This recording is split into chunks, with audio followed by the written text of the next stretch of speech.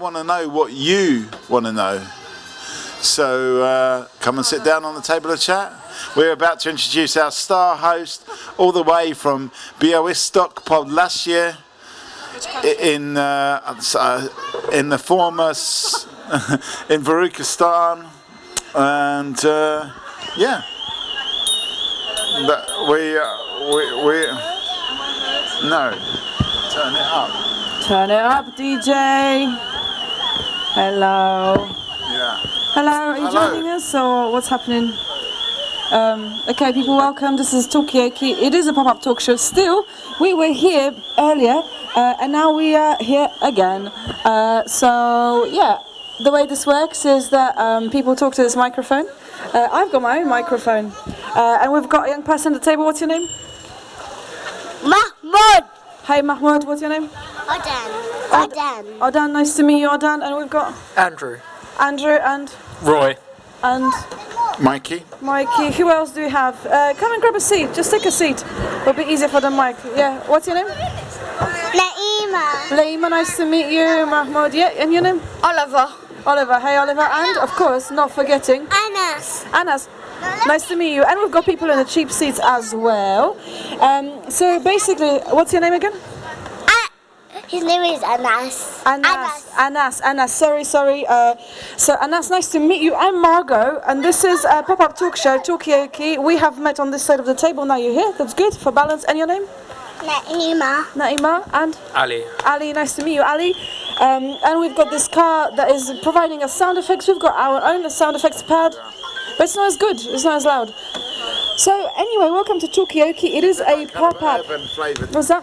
The car alarm gives it that urban flavour, doesn't it? Urban. Okay. It makes it feel quite urban. I mean, do you agree? I mean, does car alarm make it urban? I mean, what does it mean, urban area? What does it mean? Do you feel like this is urban area? What does it mean? Urban area means a place where there's lots of crowded people, like a city, not like a village where there's so much space around. Okay, so it's more like there's a street, there are cars, it's not as quiet as a village. That's what urban means. I mean, do you agree? I mean, is this, would you say this is urban or is this village? Have you had a look at this?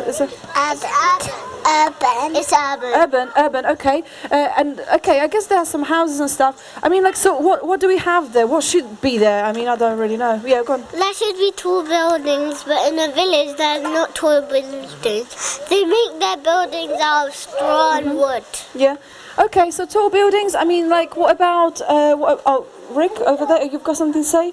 So we're talking about urban areas. What makes an urban area? Do you agree there should be more tall buildings? I just want to ask if you've been to who here around the table has been to a village? Yeah. There's a few people. Yeah.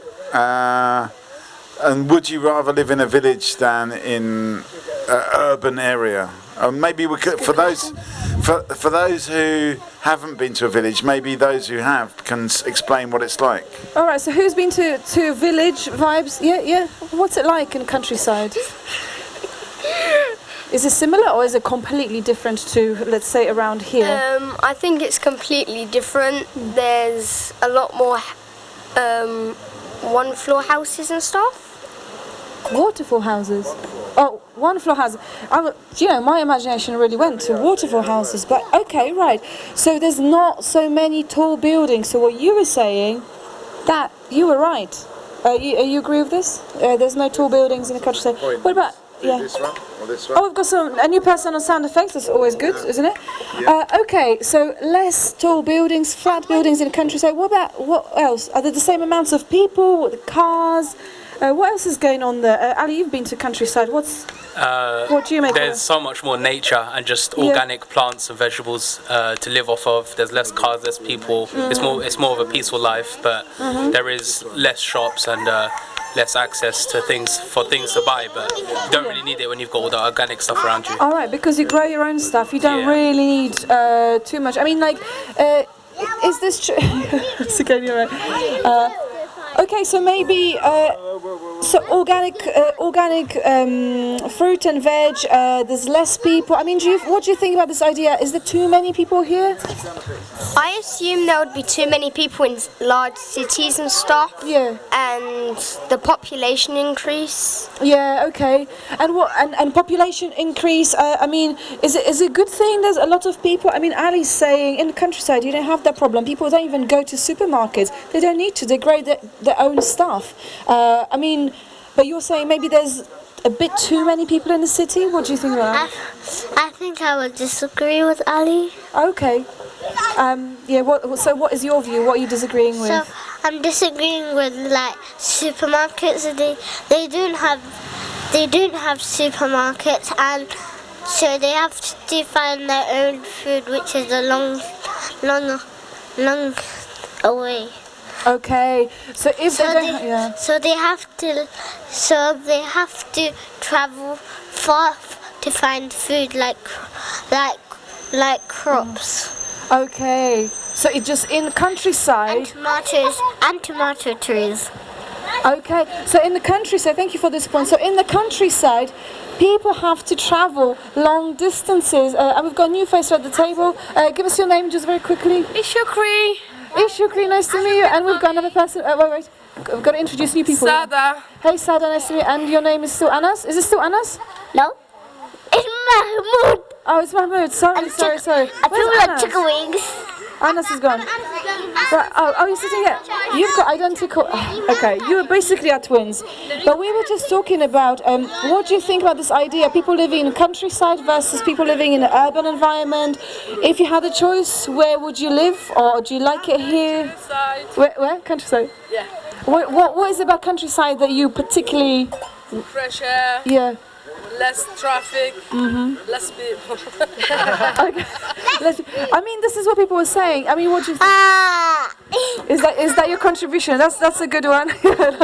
Serious discussion. Yeah, we can have a city discussion as well. But I'm interested in this idea because you mentioned that there'll be in the countryside. There's less people, which is what you're saying, Ali. But people have to travel longer distances to get their food, and they have to wait a long time to grow their food, which is what you're saying. I mean, does that put you off? Yes, there's less people, but that means maybe not as fun. What do you think about that? Yeah, traveling far. Yeah, Mike, I'll come to you. I'm a city girl. A city girl, yeah? What is about the city that you particularly like? The fact that everything is around. Okay, so Yeah, you you can wouldn't go access- traveling for a long distance to get whatever. Let go. Okay, yeah. Thank you. It could be like It's all right, an additional point, yeah. Yeah, there you go. Yeah. Having your daughter right next to you, working, helping you. Okay, so yeah, you've got a point. What? Countryside or a city for you? Where would you like to City, live? because if I get older, there's gonna be more jobs. I can get. More jobs, okay. Yeah. All right, so the jobs in the countryside maybe not as good. Yeah, Mikey, over to you, yeah? There's a reason why there's loads of people in the city and nobody in the village, because the village is boring. Yeah, okay, so... yeah, so what do you think of that? I mean, like, what does it mean that something is boring? Like, is quiet boring immediately? I mean, yeah, actually, is quiet boring? No, not necessarily, but you don't, I mean, it starts to get boring after a couple of... It's interesting for a few days, but then it starts to get boring. I mean, is there something that you're worried about just before you relocate to countryside? Do you think you're going to run out of things to do? I'll come to this lady and then I'll come to you, yeah? Yeah, but Come on. I will get up. I will buy my things I will stock up for a month, Yeah. so I don't have to run out of things. Okay, so you fill up your larder and whatever, and entertainment, board games. I don't know what you're gonna do. Villages sounds like fun, but it's boring. Yeah. So it's fun and boring at the same time. No, villages, the name sounds fun, but it's boring when you get there and you get to know it better. Okay, so maybe it's just once you spend a lot of time there, it's not as many things. Okay, Andrew, you've got a point. Just a question: what are the fun things that you like to do then? Like, what makes a city fun? Oh yeah, good question. Yeah. What makes city fun? What do you like doing? What do you enjoy in the city? Interesting. Yeah, Mikey? I think that means animals. There's a lot of animals around, like cats and dogs. Oh, yeah. And you can go to the city farm. You don't need to go to the countryside anymore go to because there's a city city farm. Okay. Have you been to a city farm? What do you like? Okay, so definitely city farm. Yeah. What do you like doing in the city? There's a lot of events and stuff. Like the big events, they're very fun. Events? Yeah, what kind of events? Yeah. Like festivals and stuff. Like Oh yeah. yeah. Yeah, so music. Okay, and what do you think? Do you like music? Do you like music events? Yeah. We went to a event right now, and I how was got face painting. So it's not your natural kind of shape on the face. That was somebody painted that, did they? I thought you came like this. Yeah. I thought it was like one of those birthmarks. Okay, girls and boys. Ali, what's your final thought? Could be intermediate thought. You can continue being here, obviously. On what, sorry? Anything at all. Could be a new subject. Could be an old subject. I'll give us your final thoughts just before you bounce. Yeah. One second. I'd say the city life is nice and fun for young people to grow up in, but villages are good to retire into. It's more peaceful. So do you think, we just heard from Ali, the villages are good places to go and retire in, so do you think maybe when you're a bit older, maybe you'll see a benefit of a village? I'm going to get your final thought. Okay, is it a yes from you? 1 second, I'm just going to ask a final thought before you bounce. I love travelling, I love seeing things, so the city is quite good at going from city to city. But eventually, in the future, yes, it's nice to, have a big farmhouse and a couple of sheep. Yeah. Right, Hutton? Yeah. Grow your vegetables. I went to France. Green. Lovely. What did you say? I went to France. You went to France, and how was it? As all of you went to France. Yeah. Okay. And I went to Birmingham as well. Your mum needs a holiday now, yeah? I went to Birmingham as well. Okay. I went to Birmingham as well. Barnhouse. Okay, final thoughts. It could be about France, could be about anything. So my final thought is that.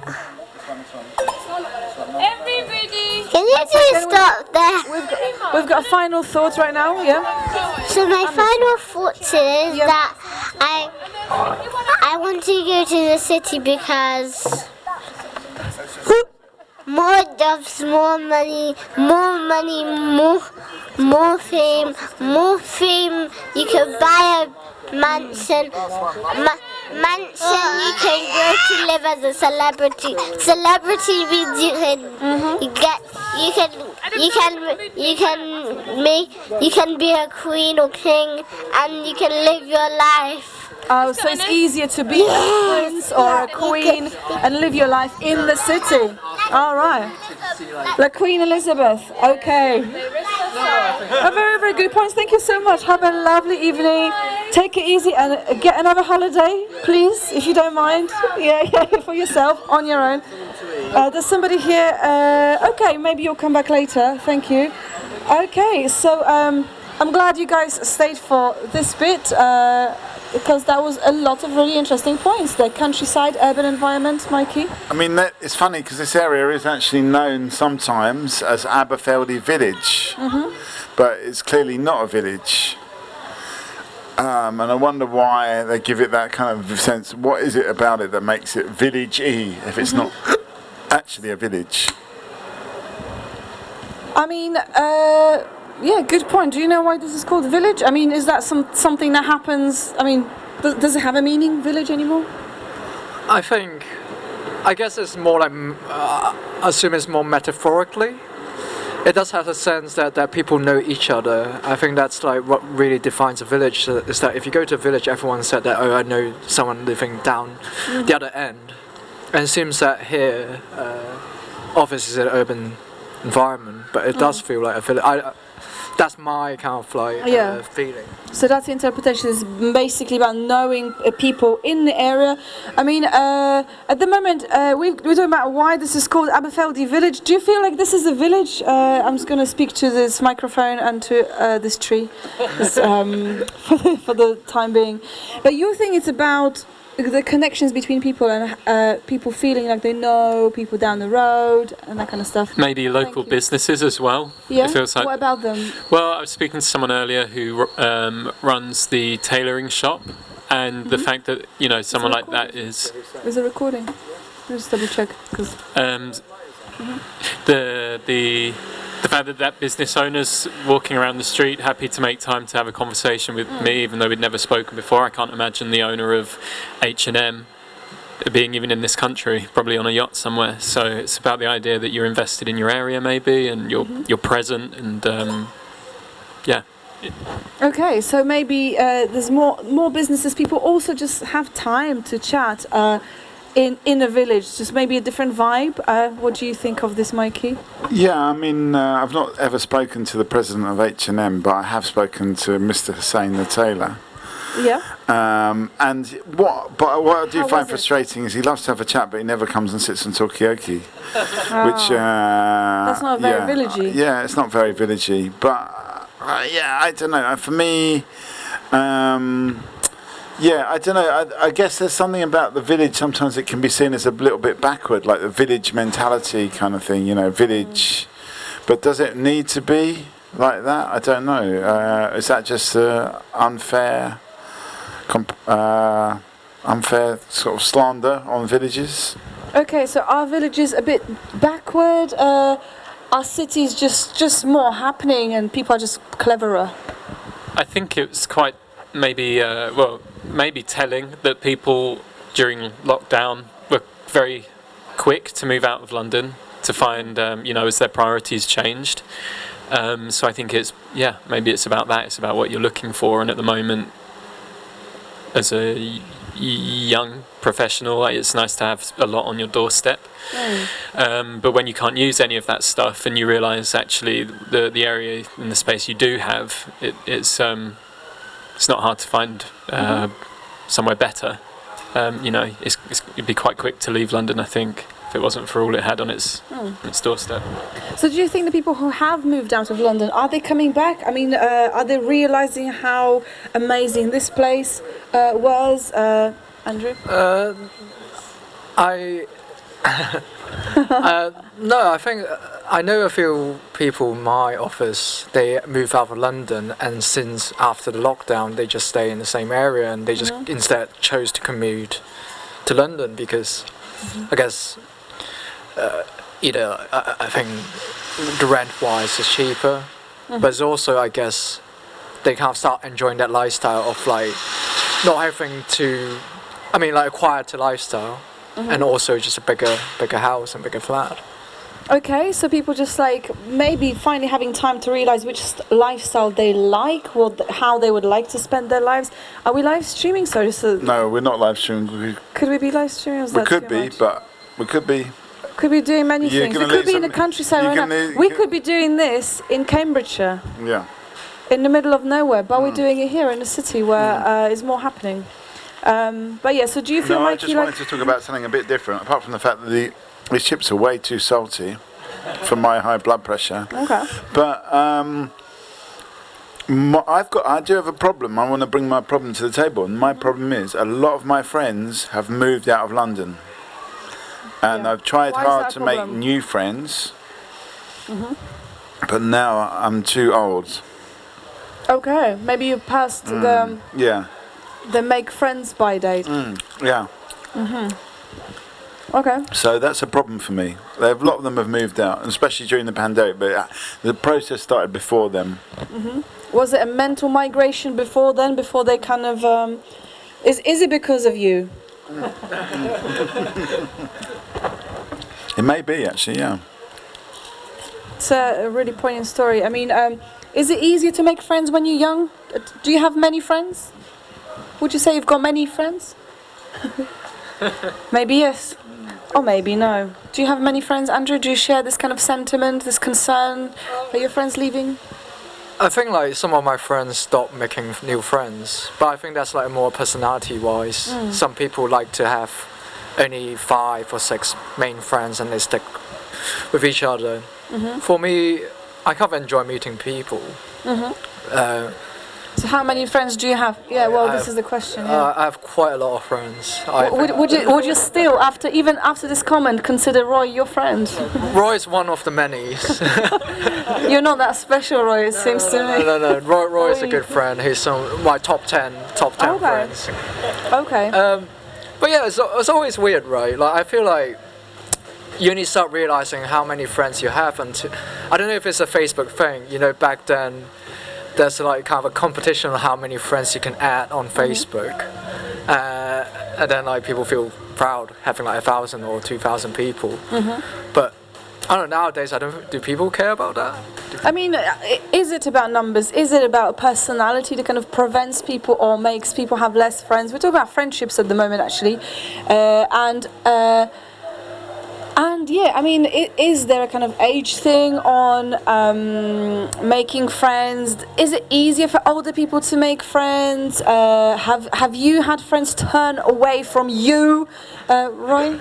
I was going to ask Mikey if his friends that had moved out of London, whether they'd made friends where they are now, because maybe it's easier, albeit still tough, to make friends in the city where there's more things going on. So, Mikey, I think that's a direct question to you. Do your friends who have left London have more friends? Just about friendship at the moment. Do you have many friends? Is it easier to make friends when you're older or younger? I agree with this man, actually. Yeah. I mean, to be fair, none of them have moved out to the village. They've all moved out to like Bristol or, I don't know, Margate or Hastings or somewhere like that. Why? Good question. But none of them has really made, or in one case, Zurich. But in none of the, I don't know. No, I think you're thinking of Zurich, not Zurich. But anyway. Yeah, but he lives in Poland. But anyway, yeah. But yeah, none of them have really made any new friends there. But what is friendship? What do we expect from our friends? This is my question. Like, what distinguishes like disconnect? I mean, like, have you made any friends? Would you say that you've made any friends today? How does it start? Like, what's the difference? I don't think like we need to expect anything from friends. It almost feels like much more natural in the sense that it's not an exchange of values or something like that. I think it's, or if anything, like you would avoid thinking about that because I don't think it's that necessary. But yeah, okay, that's so, my idea of friendship. Sorry. Okay, so friends, they're just people that you don't have to expect anything from. They don't expect anything from you. They're there. You kind of, you feel their presence. The connection is there, and that's just really quite simple. So that sounds pretty simple. So why aren't we friends with like everyone, basically? Sorry. Yeah. No, don't apologise. I think there is an assumption that you are friends with people. I always assume that I'm friends with people, and well, not friends, but friendly with people. As soon as I talk to them, and I think it's a good assumption to make that they are part of. They're all in it for the same common goods. There's a connection, a human connection. So yeah, I think we can in a way be friends, but then there's deepening levels of friendship, isn't there? So there are deeper aspects of friendship. But actually maybe it's about just a mindset of keeping it. I don't know. I mean, would you ever become friends with somebody from the countryside, or are they just too like below your pay grade, friend grade? Yeah. I thought people in the countryside are very friendly. I don't know. Every time when I go to like a village or like a smaller town, people say hi to you even though they're like complete strangers. There's one time I was running along Milton, like not even actually Milton, outside Milton Keynes, a village, and I feel obliged to say hi to everyone that I pass by. Whereas in London, I think you try to avoid to say anything to anyone a lot of times, or people just find you weird to say thank you or anything. Okay, so being friendly is weird in a big city, just doesn't work. In the countryside, you just say hi to absolutely anyone. Like for instance, if we were in a village now, I'd say hi to him, he would say hi to me, and it would be fine. But in the city, it doesn't work like that. People don't say hello to each other because that is just a bit maybe weird. It's because in the countryside, people have got no friends, so they're desperate. they want to start conversation with anyone, just in case they could become friends. Okay, so desperation. Talking about desperation.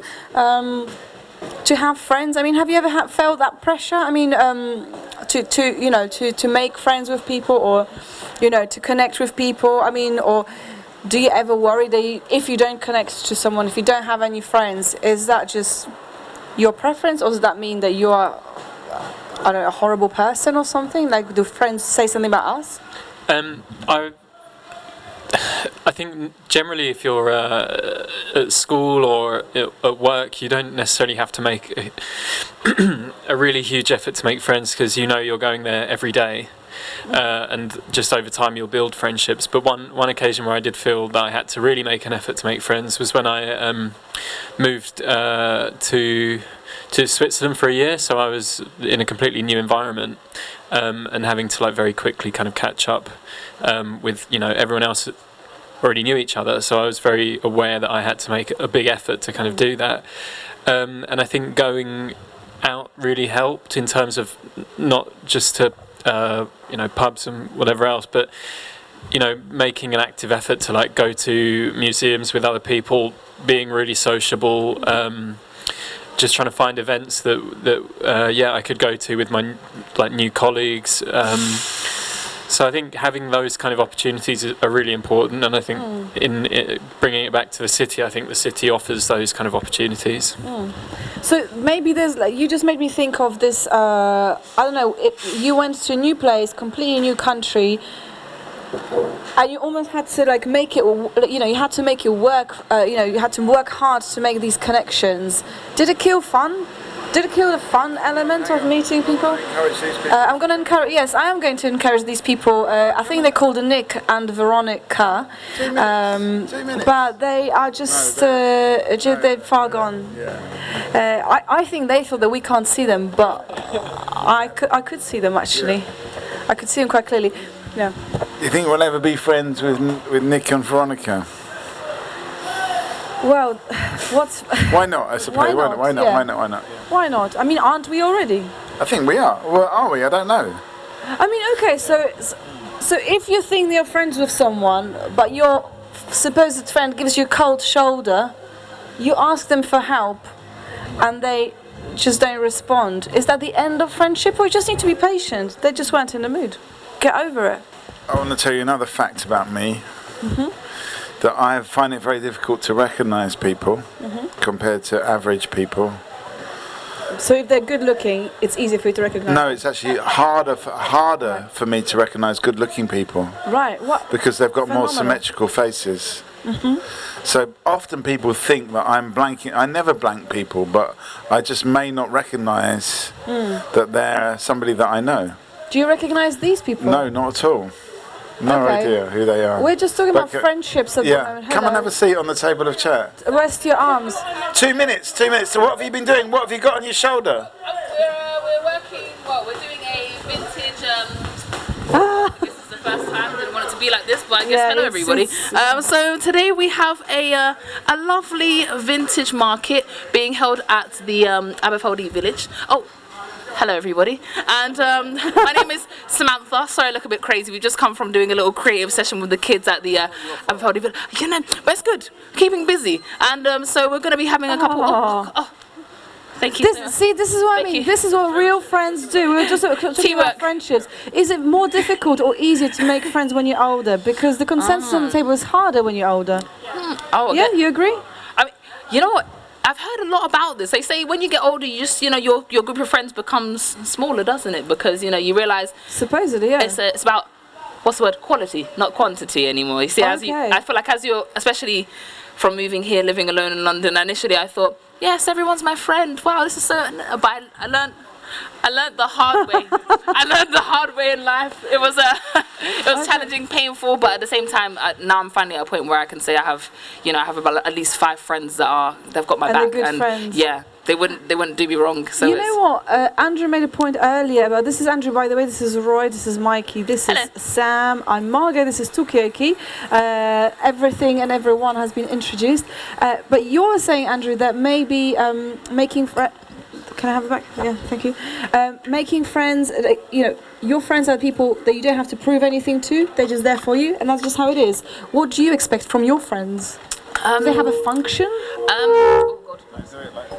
A function. Well, what do you mean? As in different friends for different reasons? You mean, or do you mean? Yeah, I mean, do you have to have a reason to be friends with someone? Is there some kind of like mutual kind of benefit, exchange of some sort? I would say it could be a spiritual connection. Me personally, I connect with somebody's soul. I know it might sound a little bit too deep, but it is the case. Yeah, honestly, I've met a lot of people who initially I just thought, why do I just connect with you so easy? It's as if you're my family, and we were separated from birth, but it was because that it's actually just a spiritual thing where sometimes people are brought to you by God and you don't even realize it. But obviously everybody's different. Everyone has their own things that they believe in. So obviously I want to just keep it to a bare minimum, not to get too deep, because No, but I think what you're saying is like because friends can become kind of like your family members, and with your family members, you just you're thrown together.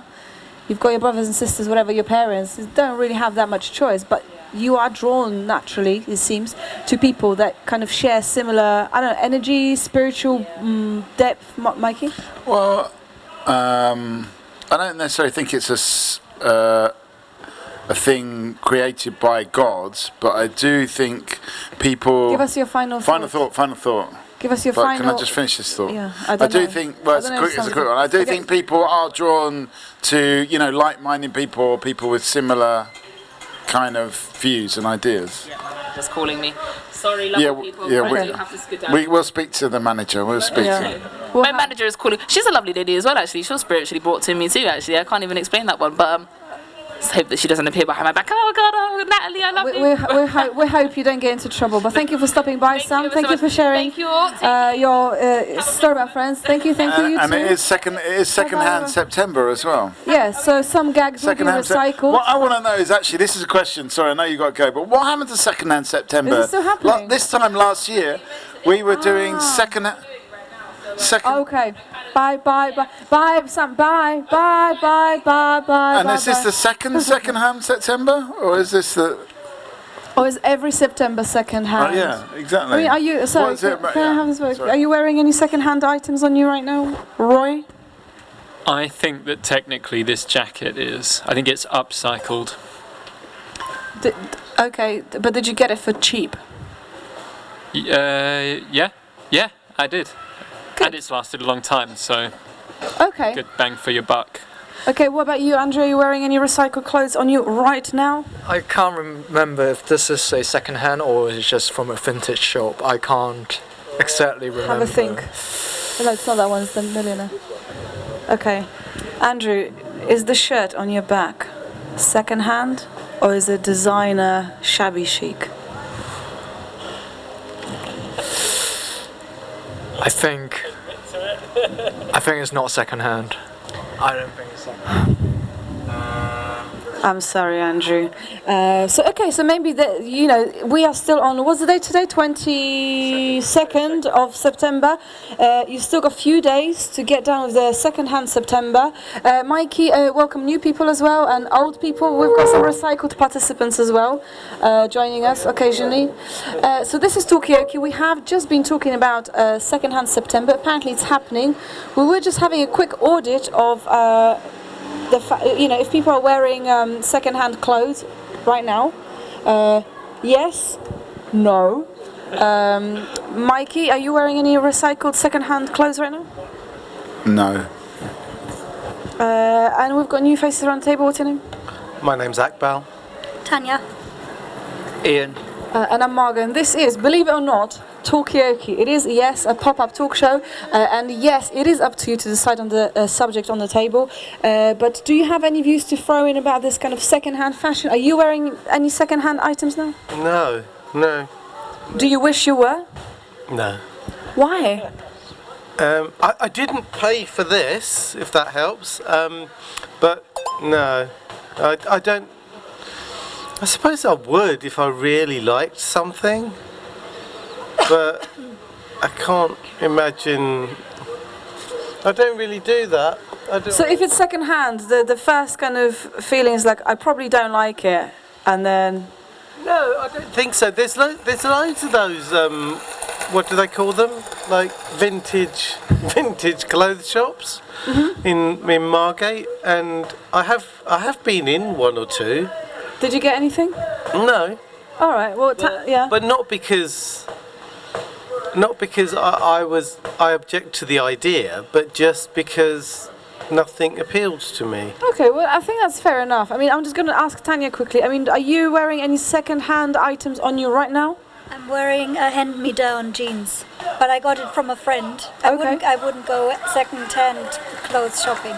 Right. Can I just say, can we have some kind of special sound effects for the fact that Tanya just turned up and she connected up two things that we have been talking about before you guys arrived. One is friendship, and second one, it's a double points for participation, and I hope that is being recorded because thank you, Tanya.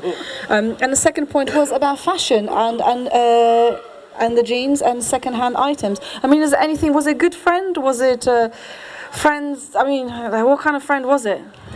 Are you still friends? We're still friends, but I mean, she was just throwing stuff out, and I said, yeah, I'll have it. But for me, I also find going into vintage shop, it's just I don't really like it. So I think, I mean, I know with all the fast fashion, it's a bit of a crisis and it's not good. But I personally don't want to go to a shop and wear second-hand clothes just because I don't like the feel of it. I don't like the smell of it. I think it's a bit too edgy for me. So it's too edgy for me. Okay. Okay. So I mean, has anyone else ever been challenged? Ian had his hand up first, actually. I went into a second-hand shop yesterday with a friend, cancer research, and I felt nothing. I just wanted to get out of there. I found it just like a boring place with very lackluster items in it. But didn't you feel rewarded in other ways since there was a cancer research shop? No. There was no kind of emotional benefits at all? No, not at all. And you didn't feel like if you bought this, I don't know, let's say out of all the things, a ceramic fish, you would contribute to research? Yeah, I mean... That didn't really... Yeah, I mean, my brother actually used to get money from cancer research, and he was researching on nematode worms and how something about the cell metabolism, in particular metabolic pathway. Is that there? Yeah, it's that one. But it wasn't really that much to do with cancer, and they gave him a lot of money to look at so these. So you feel like you've bought yourself out of it. Okay, right. So, Ian, are you put off by the? I mean, do you prefer second-hand shops or vintage shops? Or it's all the same? Well, that's a terrible aspect of it in that in my day there used to be second-hand shops. There wasn't any vintage shops, and I think they actually got their act together to realise that some of the stuff was vintage, and they started to raise the prices, which is fine. But I found a very good ceramic fish in cancer research the other day, which was so ironic you should mention that, you know. Absolute steel, and I got 3 of them. So it's a school of ceramic fish. But having said that, no, seriously, there used to be a shop called Flip in the East End when I was young, and they used to have second-hand clothes from America, which meant that at the time you could get button-down shirts, you could get seersucker jackets, which weren't around in this country because we were too busy having disco and all that sort of stuff. And as a mod, and austerity probably as well. As a mod myself, you could get stay press, you could get all the kind of stuff that the Americans were wearing and we weren't, at cheap rates. Then they went totally upmarket because it became heritage, and they ended up in Covent Garden. Okay, so one man's junk. I beg your pardon? Other man's treasure. The American man. American man. No, I don't mean you. Obviously, you're a man who's got 3 vintage fish, ceramic, in your house. I would, and you're a fisherman, and that's official. But the point is, so has times have changed? I mean, like is second-hand September, second-hand clothes? Is it just becoming a little bit too trendy now, or is it just like it doesn't matter what it's called? It's pretty gross. don't like the smell. I just don't want to be in that environment. But it's okay if you go and have your ceramic fish and even wear it, Mikey. Well, it's funny you should say that because the shop More Life Home were very grateful. I'm very grateful to them for giving us all of their old T-shirts that we printed our Talkaoke shirts on. Do you think, is it possible to purchase these if It's somebody possible like to randomly purchase on the them. street just Actually, thought, we've even got a machine available, £15. I can show you one if you want. But model one, but that's not the point I wanted to make is More Life Home that started the whole second-hand September thing. Sorry, excuse me, just almost burped onto the microphone. You can't do that. Second-hand September thing. Their T-shirts are not upcycled; they're brand new, factory printed T-shirts. Controversial button time. Okay, so is it something about, is it something about staying true to your values? I mean, if you are kind of setting a certain time of, is it an ethical question? If you're doing something, if you're selling something, capitalizing on something, doing something for charity, should you be living by these principles as well? I mean, what's wrong with this kind of T-shirt? It looks beautiful. Yeah, of course. This T-shirt was a free T-shirt which was promoting repairing and fixing things. But we use the T-shirt to actually print our own design on. So it's something slightly ironic about that. Yes. Thank you. I mean, okay, I mean, we can take it in any direction whatsoever. We can be talking about the T-shirts. If it's broken, fix it. Talkaoke 25 years. What's that? Hold on. We printed over. Okay, well, once you kind of got a hang of it, just that's the alphabet. Then just let us know what it says. But yeah, I mean, so what about the second-hand shops, and what about the cheap seats over there? Their seats are so cheap that they didn't even fold them out. That's how cheap those seats are. Yeah, I mean, are you wearing any second-hand clothes on you right now?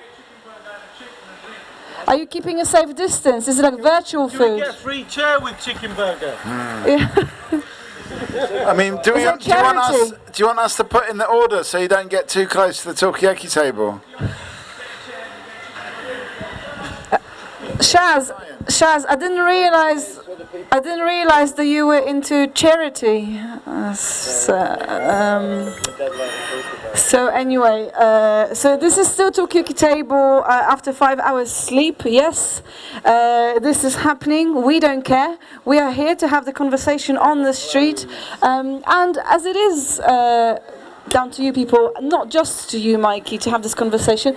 Which, I mean, are there any subjects that kind of like that you actually heard, Roy, or are you kind of in a virtual world right now? What's happening in the virtual world? I'm in virtual world, and I'm. What's it like there? It's pretty good. I'm still. I'm a bit behind. I'm still working out the vintage shop. Oh, you've been right. Yeah, but quite heavily influenced by mod fashion, and the ceramic fish really iconic looks. Touched me. Yeah. Okay, so Roy is here, touched by the fish. Yes. I've missed out on the whole ceramic fish. Yeah. Renaissance. It's happening. It's happening. I've called it the market. Yeah. Oh, maybe we'll all be stretched right round the corner at your shop. Just don't stretch yourself too thin, yeah? Ian's quite old school. School of fish. Okay. But I have to say that in terms of, although I'm not particularly interested in the second-hand conversation, I want to go back to the friends conversation. So you do want to recycle something? No, recycle that conversation. Yeah. Yeah. I would like to recycle the conversation that Andrew is always hanging behind, and every time we do Talkaoke we say, hey Andrew, you know what, you can come and join in for free and you don't even have to say anything clever at all. But it's just a recurrent theme. Yes, I just want to put a cautionary tale on this because my venture into second-hand underwear fell flat. Okay, I went for it and now I'm on Skid Row. I did that a bit too early there. Yeah, a bit too prematurely, but we knew it's not going to end well. But anyway, I mean, okay, so friendship. I mean, is it possible ever to recycle your friends? Can you be friends with someone, break up with them, and then be friends back again? Yes. It is a personal question as well, but I'm not going to give you details because it's not about me. I don't know if you want to. Always. Have you ever? Not really. Or once they're gone, they're gone? Not. No, I don't know. Not. Well, think about The it. thing is, I think a lot of guys just don't break up with their friends. They just kind of just don't talk for a long time, and then you it's a hiatus. talk again, and then Okay. it's just a kind of it's like intermission. Yeah, I would like to give the microphone to you, Ian, but I'm going to do it to Mikey because he was so sleepy earlier, so I feel like he's having a second wind. I feel like my friendship with Ian is on the skids. Yeah. But I think Akbal's right. It's like man friend, like so many times, like female friends, they say, oh, we haven't spoken. What's wrong? There's a problem. We haven't But male friends, you could just go 10 years and you just meet that person and go, oh, hi, how's it going? How's it going? What's been going on? You all right? So it's like you pick up where you left off. You pick up where you left off. There's no sort of sense of like, I've not been in touch, you've not been in touch, therefore our friendship has died. That's a girl thing. Okay, a girl thing. I mean, I don't know if there are any girls who'd like to take on this subject. I mean, do you agree? Do you know a girl? Can you take Sana out? Can you bring a? Yeah. Bring a little heartwarming story. Are you doing a mansplaining on behalf of women right now? No, not at all. Wouldn't Just- dare I do just gotta that. check Wouldn't these days, dare don't do that. I had a relationship with a woman, surprisingly. Whoa. And we broke up. I woke up one morning with her and she said, I don't love you anymore and you don't turn me on anymore. And I left. That must have been a slap. And a couple of years later, it was at university, and I went back and I met her in the bar.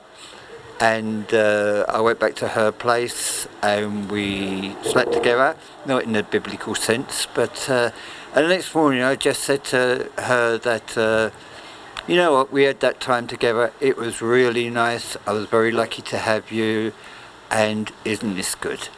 And that's how we broke up. It was like a reconciliation of the kind of bad breakup, and it kind of brought, that was good, wasn't it? Yeah, that was the time in our lives we had together, and it was a nice ending to a relationship that probably would never happen again, and it was like, yeah, have a nice life. Right, so actually, Ian here advocates sex with the ex. It's actually not that bad. It can go well. So don't be thrown. But turn the telly off. So it's not that bad. Sometimes you just need that kind of a closure, I suppose. I mean, is that something that's male, female only? Like, what is it? I mean, Mikey, I mean, no, I'm not going to come to you just because you've got the ability of putting your hand up. I'm going to go to quieter people. Tanya, what do you? Any of this make sense? Do you have any interest whatsoever in anything that people had said? No, in a conversation. Or anything. Just thinking of recycling friends, or just like I think it's one thing how you end that friendship with someone. So I think it's not about just like if you not talk and then talk again. I think I just remember of a couple of friends that I've fallen out and that I would not go back to because it's just like a point where I just feel I don't need that sort of negativeness. Okay. So or just like if they have come to a point where they've hurt me, I'm just like, I've got a lot of friends. I don't need that one that is bad for me, and I'll make new ones. So if I just like something has come to a point, then I'll just like move on. I don't see the point. And maybe it's also about what you're saying. It's about like I don't know, the depth of the disagreement. So obviously it wasn't not trivial enough for you to say, oh no, she's fine. Yeah. No, but I think that's why it's easier to keep acquaintances. Like what you're talking about, I personally wouldn't call somebody that I haven't talked to for 10 years a friend. That would be just like somebody I knew, I used to be friends with, or they're acquaintances of mine. A friend is somebody that I'm involved within their lives. Okay, so maybe the terminology changes. There's a whole entire shift altogether. When you break up a friendship, I could take it in any direction. I'm going to come to Andrew because you're loud people. I'm just a bit bored of your voices. But thank you for this. I guess it's a question to everyone. For me, I find it quite easy at the start to know if that friend is meant to be like a if there will be a long friendship between two people. So every friend that I think I made tend to be just friends forever. So I don't know if when you make friends with someone, do you notice very early on to think like, this friendship probably won't last long, and you just end it quite early on. So maybe it's about like what makes a good friendship, what makes a friend, and are the signs quite early on or not? Yes, Ian? I think the thing about this is that you have to remember the one thing you cannot replace is time. And if you've spent time with somebody, that's irreplaceable. And okay, you may split up on bad terms, but at the end of the day, we're all human. And I think there's if you have a bad friend and you let it get to you, then they're a bad friend. And is a bad friend a friend? I don't. Can you? It's an oxymoron, isn't it? A bad friend. Beg your pardon? Yeah.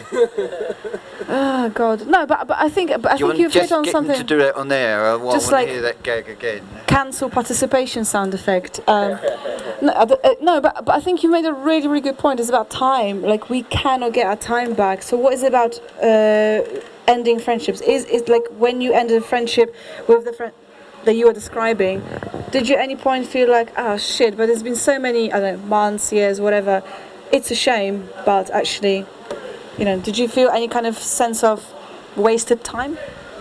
No, I just, for what happened with this particular instance, it was just like we were friends, we were like a group of friends, and I'm still friends with everybody else in the group, but we had like this falling out over something with our kids. So it was just like something that I just felt was so hurtful for me, because it was like using the kids and the kids' time, and I just like felt somebody that is doing something like this, there's just simply don't have time for that, don't have any desire to have this. And also, as I said, I can spend my time with other people. I don't need to spend my time with that person, because what I typically also want from friendships is just like a deeper connection. And for somebody that is not, is not a kind person, I don't want to have this. I mean, when we see each other, it's just still we don't scratch our eyes out, but I just make a point of not interacting. Okay. I think that's a really good point. And you also have a choice of interacting, not interacting if you don't want to. But no remorse. That was back then. Now it's now. But I think seeking deeper connection is an important question. Where do we get that from? I mean, how's the connection on the internet? There's a lot of connection going on here with the outside world. We were talking earlier actually before this Talkaoke. No, what? I'm just passing the microphone around. No, but I do think the question of connection is an important one. And before this Talkaoke round, there was a previous Talkaoke round, and we were talking about young people on the phones, and them looking for connection elsewhere, whilst the world kind of passes, moves along. So I just hit that strange sound effect. Yeah. I think that happens. People do. Allow their virtual connections to sometimes supersede their actual physical connections. But how? Like, as in what? Oh, you get distracted quite easily. Your phone is very much kind of demanding your attention quite a lot of the time. It's beeping at you or buzzing. More than a good friend, because probably a good friend will be like. Oh, no, it doesn't have to be a good friend. It can be anything. It can be any old nonsense on the computer, because social media can be people you know, people you don't know, but you're kind of engaging with it, whether it's on a positive or a negative kind of framework. But it's there's so much demanding of your attention. And you can, I think, neglect the real world. So just before I come to YouTube, I mean, so is a good friend? No, yeah, it's definitely going to come to you, but maybe I'll come to you, Ian. But I'll see how I feel by the end of what I'm saying. No, but But the question is, Steve, you are welcome to join this Talkaoke table. Talk about friendship. That's okay. It's okay. We've got Mike. Come and join us. Do you have many friends? Is the virtual friendship a thing in your life, or is it all about flesh connection? Have you ever slept with your ex? That's another thing they were talking about. No? No? He's going. Okay, goodbye, goodbye. No, but, okay. Roy. What? What's the question? There is no question. The question is that, have you ever slept with an ex? No. But what I would like to contribute to this more than that is, so you had mentioned previously. Sorry, I've forgotten your Tanya. That you're quite happy to cut friends off because you're kind of confident that you'll be able to go out and make new friends. And I was wondering what you might do to go and do that, to go and meet new friends. Are you currently looking for new friends to replace the old friends that you don't get on with so much? No, it's not. I mean, I typically don't fall out with many friends that often, but I'm just like saying if there is something, as I said, acquaintances, there's no problem for seeing them, not seeing them. But if it's a dysfunctional relationship, I just try to avoid them. But to answer your question, so I try just to, because I've moved around a lot in my life, so it's like whenever I go somewhere, it just normally starts off as quite lonely, because you just simply come to a place where you're new and where everybody is potentially quite different, or just comes from, like not just like your family and who you grew up with in school and so on. So I'm just like trying to get involved in things. So I just like try to do things that I like doing, and then try out new things, be it from swimming to pottery to painting to drawing to all sorts of things. So. But what you're saying is, it probably just resonates a bit with what you were saying, Roy, when you moved to Switzerland and you kind of had to make it a deliberate, just talking about friendships at the moment, is it easy to make friends when you're younger or when older? Yeah, so it's just like, you just do things that you like doing, and I'm going to give the mic to Mike, because he's just going to have a fit at the moment. Well, I forgot what I was going to say now. Well, make it up quick then. Andrew's invitation. I can come up with anything though, really. No, I mean, I do think it is harder to make friends when you're older. That's what I was saying earlier on. I do think it is, because I think people have got less energy. That was a good one. People have got less energy. But still quite quick on the sound effects there. But is it a question of energy? Is it really harder to make friends as an older person? But think about moving to another. Yeah. I don't think it's necessarily to do how old you are. It's just the fact how much in need you are of a social network. So I think when you're older, you typically have found your network already, and then you just don't. You don't need to make so much of an effort.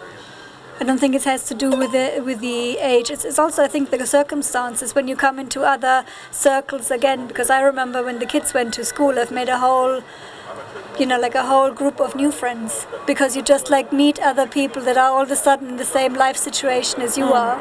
So I think those. So it's not age related. It's more like experiences and yeah. Yeah, I agree with that. I'll say that I'm more open to meeting friends when I was younger.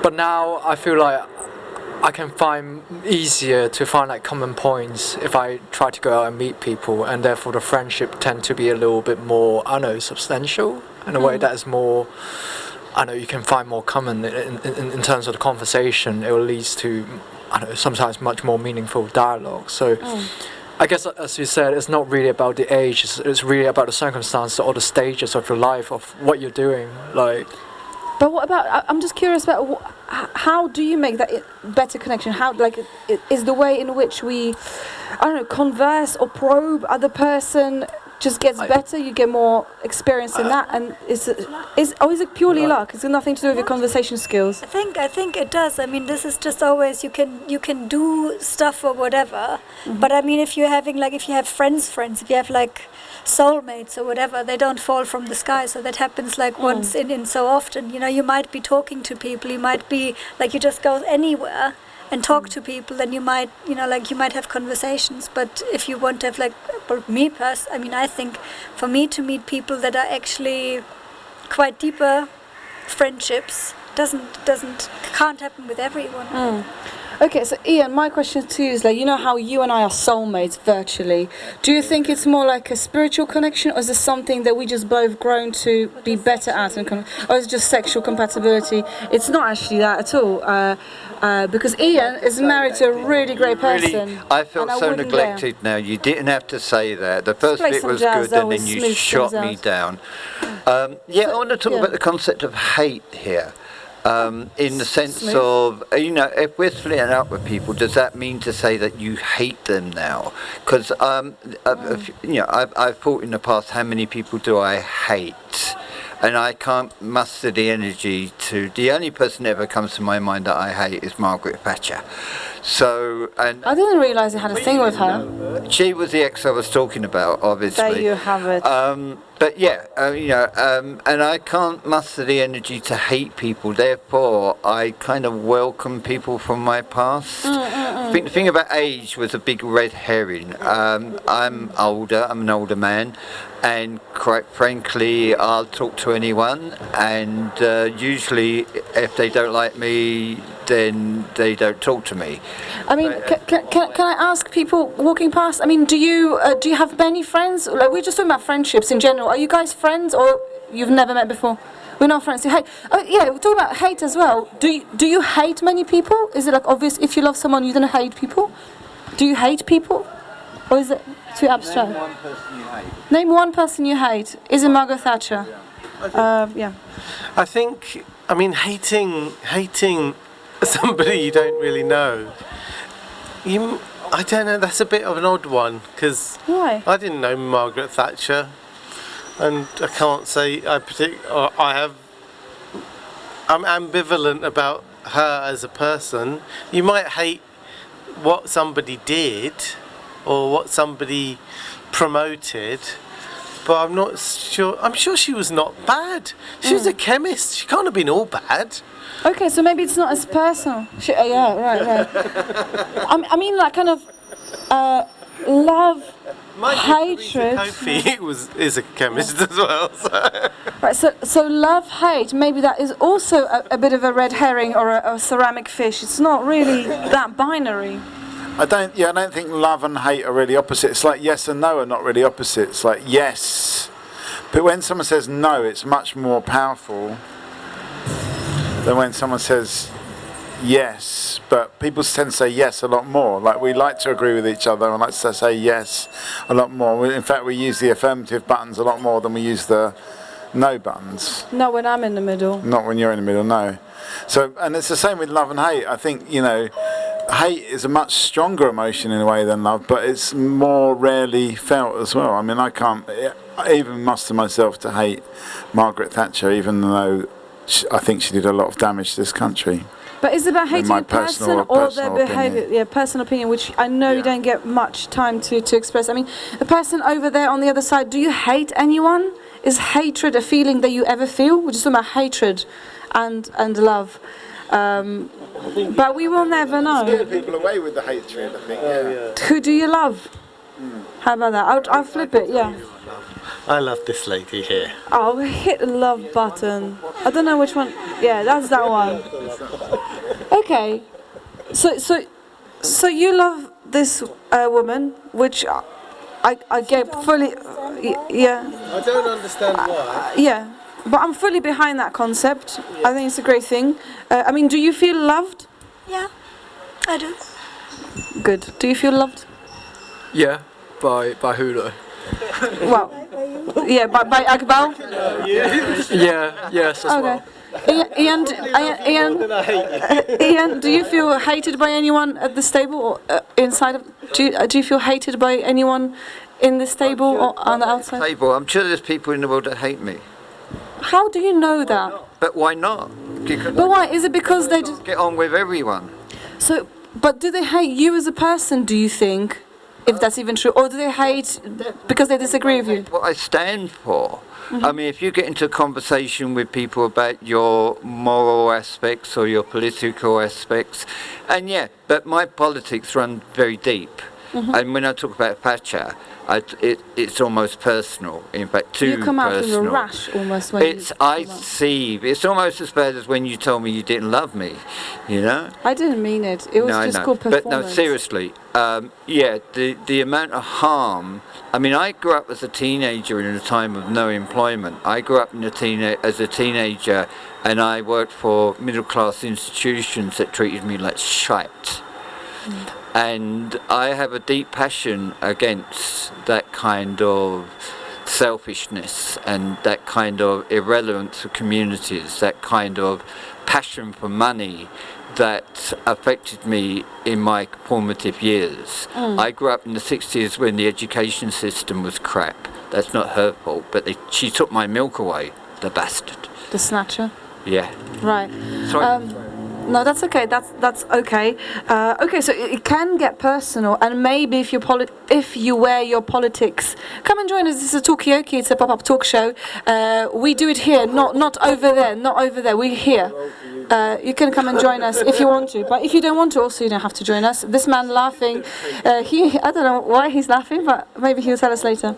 Okay, Roy, do you feel hated by anyone? No, I think I often make an effort to, be careful with my words if I feel like I'm touching on something sensitive. But I also think that, I think politics, they can, or your beliefs in whether politics, religion, whatever, can run quite deep. But I think also when you're in a public environment, you have to, be tolerant. I think that's a good way of sharing space, conversation, whatever it might be. I think tolerance is really useful.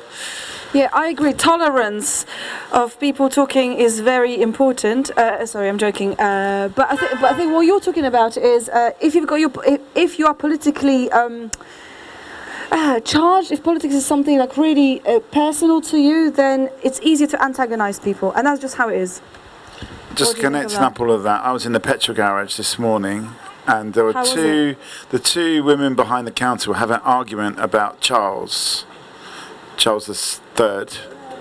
And one was saying, I don't like Charles, and the other one was saying, how can you not like him, he's the king now. And then the other woman said, it's a free country, I've got a right to express my opinion. And my opinion is that I don't like Charles. I don't know if that is an opinion. I suppose it is an opinion. So I said, well, my opinion is that we should live in a republic. And it was a bit of a moment. But the thing is, the woman who just said it's a free country had to sort of at least stand up for... She said, yeah, it's a free country. You've got a right to say that. But in a very unenthusiastic way. She said that to you? Yeah, she said it to me. Yeah. Okay. Yeah. Did she understand what you meant, or was it she did conversation about love understand. and hate? She did understand. Yeah. Republic? But I mean, I've got no feeling towards Queen Elizabeth or King Charles III. He's married anyway, so yeah, it really wouldn't work. Didn't stop him before. That's true. Drop that mic. Yeah. I think the thing is with the monarchy, or with somebody disliking or not feeling that they dislike that person, they don't know them, so they can dislike them or like them. It's all kind of in their heads anyway, and you can dislike the concept of monarchy. Or you can like the concept of monarchy but dislike the monarch.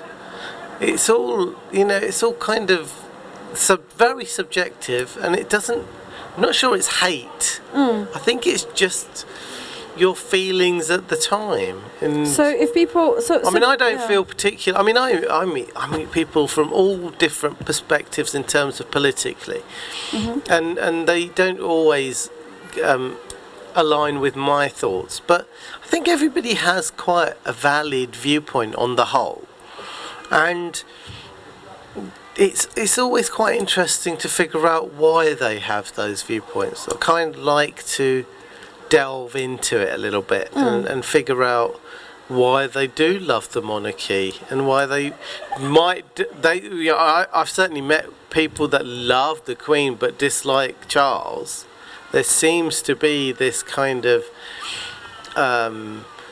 but because I think previously, because he hasn't been a monarch, he's been allowed to be vocal, and now he's got to shut up.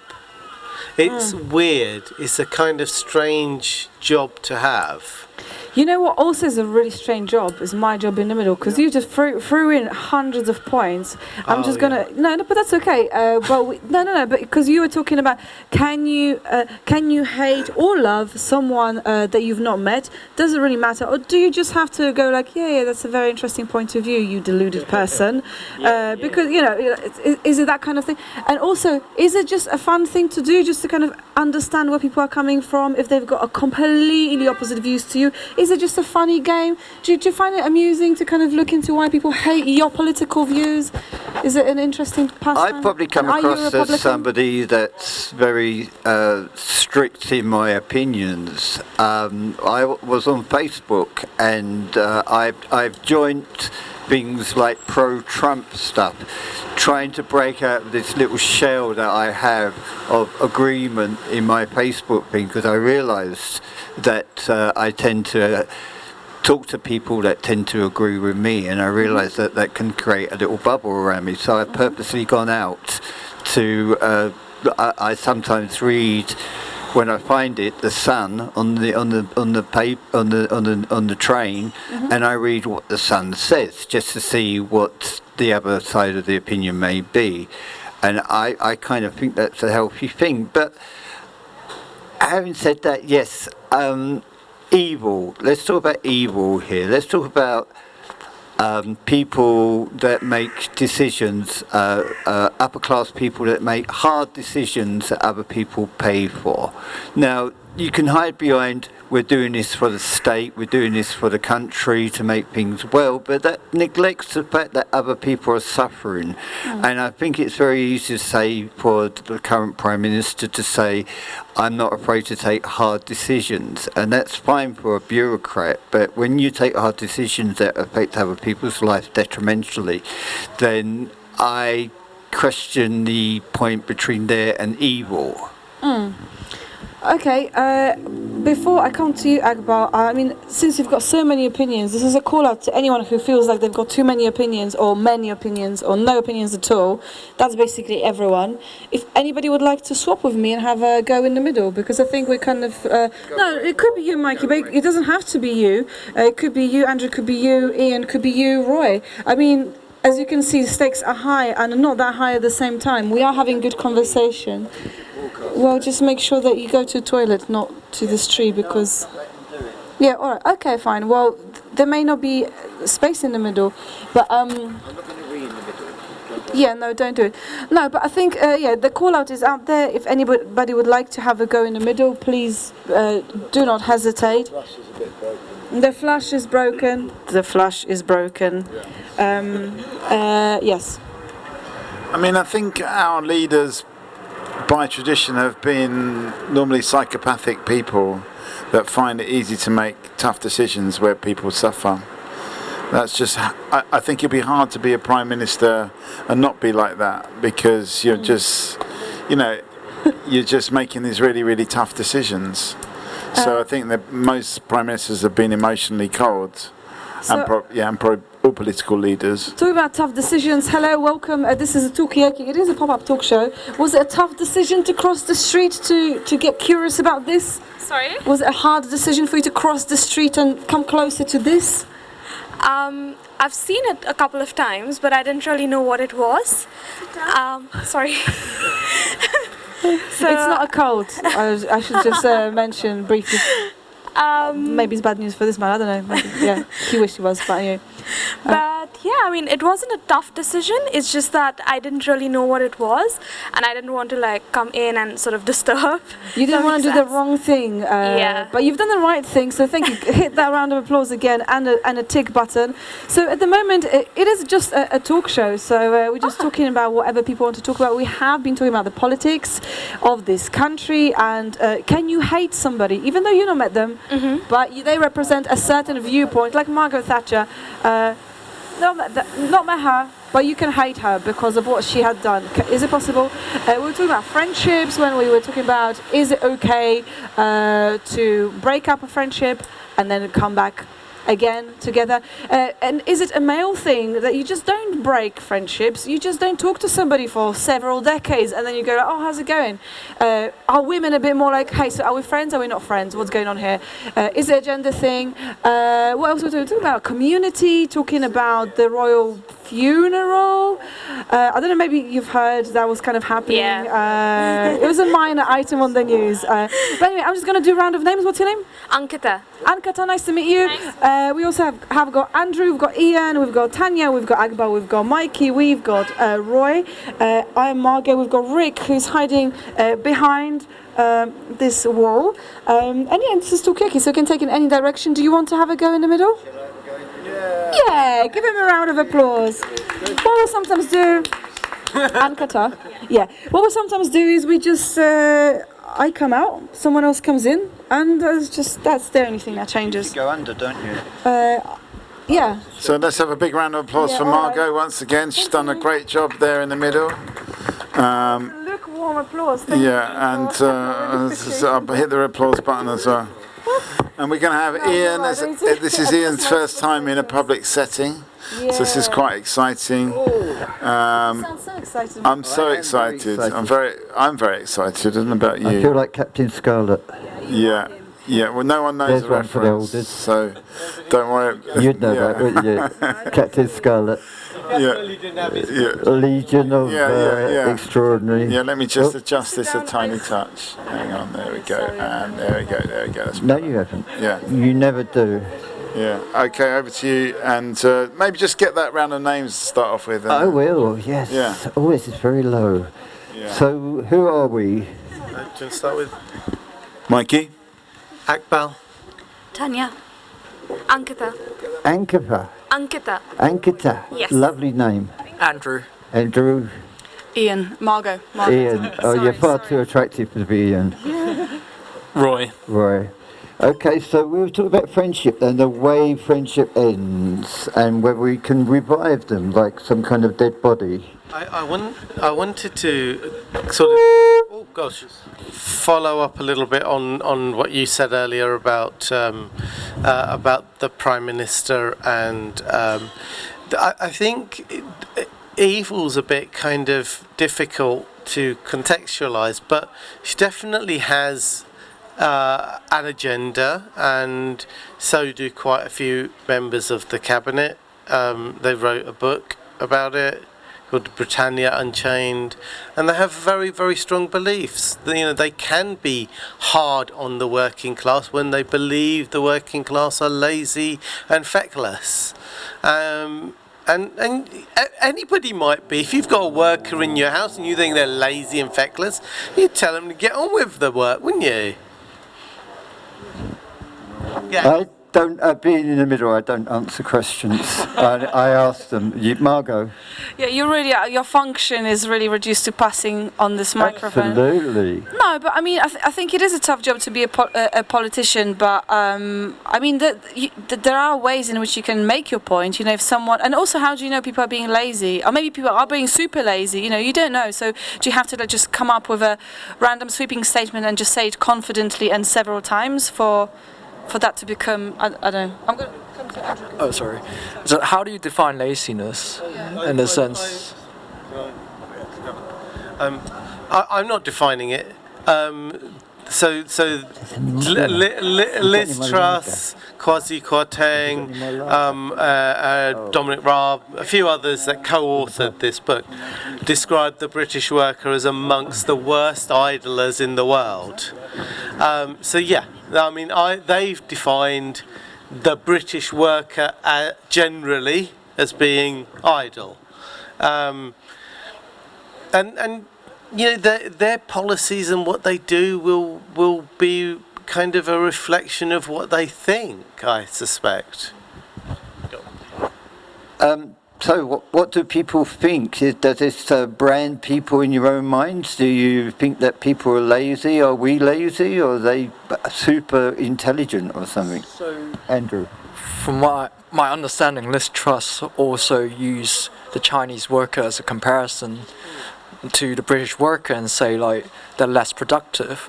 But like I'm from Hong Kong and having living there for 15 years, I'm the laziest one. That's why I'm here right now. No, yeah, exactly.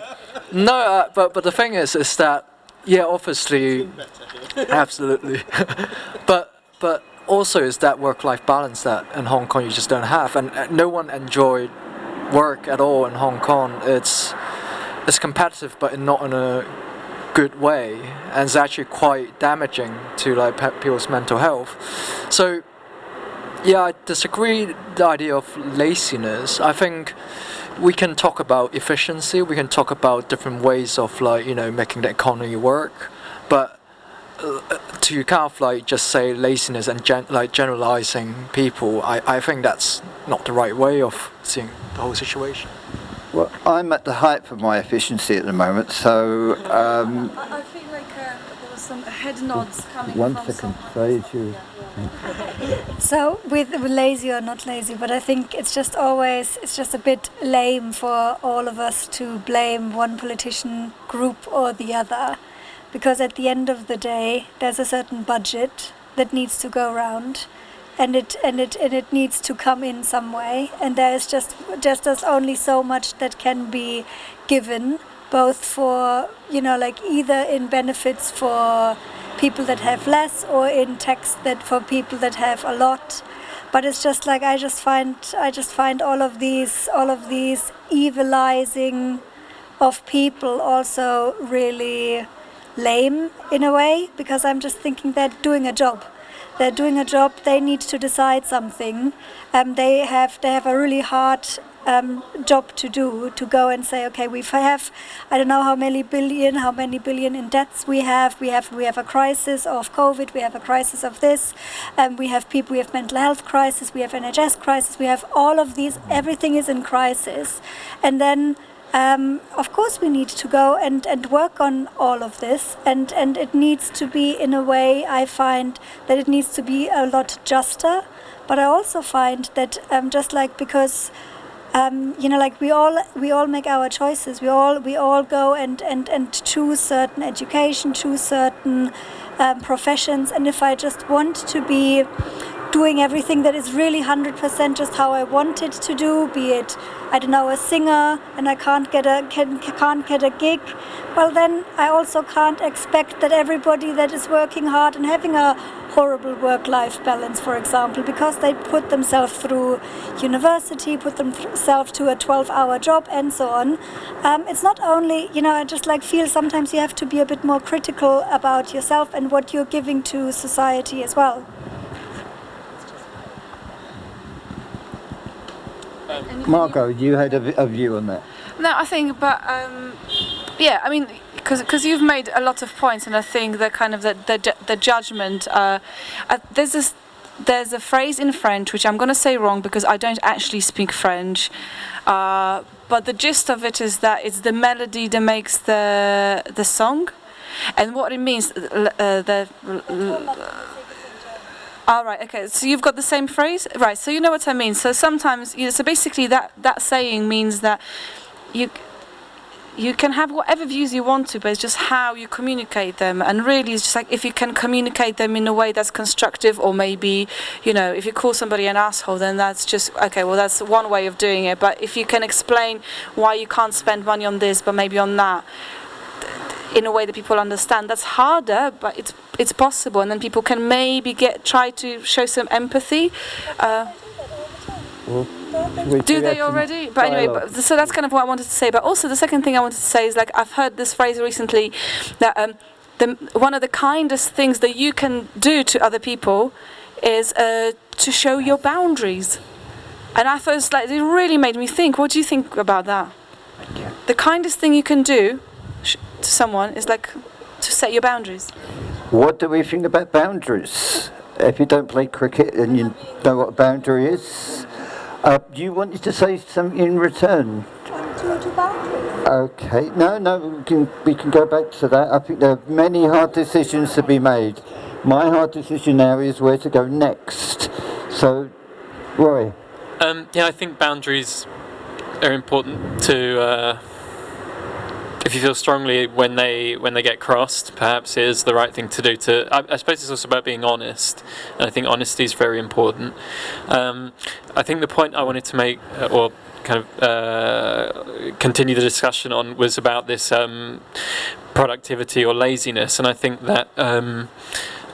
If I remember rightly, like we weren't that unproductive until kind of perhaps the effects of austerity kicked in, and I think if you're cutting funding in people and investment in people, then I think you should expect a kind of laziness. Why should they feel invested in what they're doing if they don't feel like they're being encouraged or supported? So I think local facilities or whatever it might be are important, and making sure that people are trained and skilled up and well equipped. I think it's not just an individual that's lazy, but maybe they've not been shown how to be more effective. Mikey, you have a point.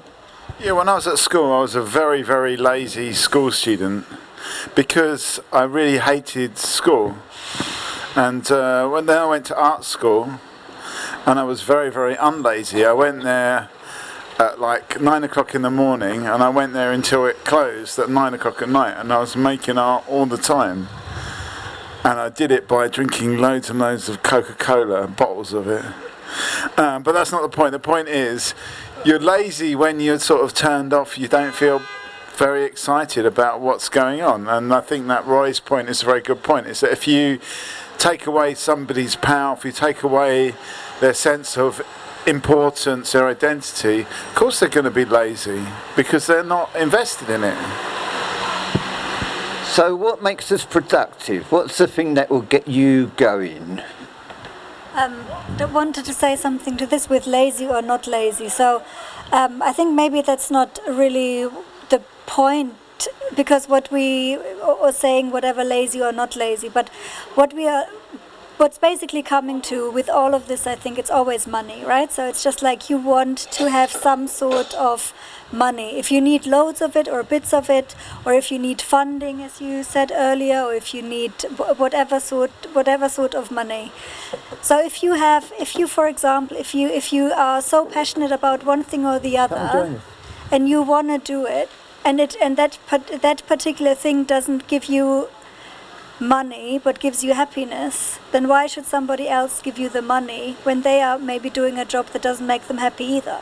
That is just something where you just like, where you know that you have like maybe a different, I don't know, upbringing, you have like different values, your parents might say, like we don't support you or whatever. You need to have a certain ground foundation that you can have, so you do your 10-hour job, and then if you have like another 2 hour in your day, then you can do what makes you happy. So that's why I'm just So we need to be productive to get our money to have time to spend on our work-life balance. But I think like particularly after the pandemic, I think a lot of people were like, oh, my job doesn't make me happy, my bosses are just so lame, I'm just gonna leave now. Like as if our happiness is dependent on our bosses. Like literally people had some kind of like revelation moment. And it's like I don't think people realize that they are in charge of their own fucking happiness, and they, and if you change a job, that's all you do, you just change a job, that's all you're doing. It's not like be all or end all. But I think we just kind of grown to think that it's in the hands of someone else to tell us if we can be happy or not. No, it really isn't. That's what I wanted to say. Right, so we're talking work-life balance. Do we live to work or do we work to live? So who's going to take me up on this? I mean, I guess that everyone's different, but I find a lot of happiness in what I do. I think that it also helps me, not that people should have to, but it makes me work harder and longer and be dedicated to what I do. So, I think it's quite helpful as well when I think as a society we are moving towards like working longer and working harder. So I think it's important that you find something you enjoy, because you'll probably be doing it for a long time and it'll probably be quite tough at certain times. So, who around the table actually enjoys their work? I really enjoy my work. I think it's wonderful. But it's one of those things with work-life balance. I do love my work. I really enjoy it. Also, a lot of my activities outside of my work day are also revolve around my work. So, but you know, it's fun. I do enjoy what I do. But as far as you were saying about the yeah, the working longer and so on. I was listening to the radio, I think it was yesterday, and they were talking about this whole experiment companies have been doing with a 4-day week. And apparently it's been relatively successful, and those companies are continuing the idea of a 4-day week. My son loves the idea of a 4-day week. He just hasn't got one yet. Sorry? I've got a 6-day week, but I like my work, so I'm happy with 6 days. But it's and I'm also self-employed, so nobody pays me if I don't work. So it's just that's how things are. But I don't know if, certainly nowadays it seems more people change their occupations or change what they do. And as I say, if this 4-day week thing comes along as a matter of course, then I think we'll probably see less working and more leisure time, possibly. I don't know if that's a good thing or a bad thing, because I think they should all work. They're all feckless, lazy, so-and-so. Speaking of feckless and lazy, Mike. Well, I wanted to, instead of the idea of a 4-day week, I wanted to see the idea of a 6-afternoon week. Because my problem is not the number of days, but the getting up early. And as soon as I got myself a job where I could just get up when I wanted to wake up, and no alarms and no surprises is one of my many mottos. And I love just sleeping, and I don't know why people, all get up really, really early. To me, it's the worst torture. It's the worst thing about working there is. So, is anyone around this table in a mindless, boring job that they hate to bits and wish they were somewhere else, and why aren't they somewhere else? So I do like my job. I don't love it. I like it. It's just that what he said before, I tend to overwork myself. Andrew, sorry. I tend to overwork myself a lot because I am from Asia as well. And since we were kids, there's something, that they've sort of, our parents, our families have taught us that you need to work, you need to be very hardworking, you need to be the best. So I think that is sort of leeching the fun or the excitement out of what I do, because I'm a recruiter. I'm working for like big tech companies, and I'm talking to people on a daily basis, which is pretty interesting. But again, because I tend to put in a lot of hours and I don't really have time for myself after that, I think I don't enjoy it as much as I should have from the very beginning. Yeah. There's always been this myth about British workers being lazy. I see we have 1 or 2 people from other countries here. Is that something that people agree with? Yeah, we're all. I was born in this country, so I've adopted all those British traits. Except I still work 6 days a week. But it's. I think. I don't think it's true that British workers are lazy. I think it is a myth. People work, they do their job, they come home and so on. I think that this is a kind of very, maybe it's not a British thing, but I do think it's a very much they think every country thinks their people are the laziest because someone else is doing better. I think that's also a very Asian thing. Somebody else is doing better, why aren't you?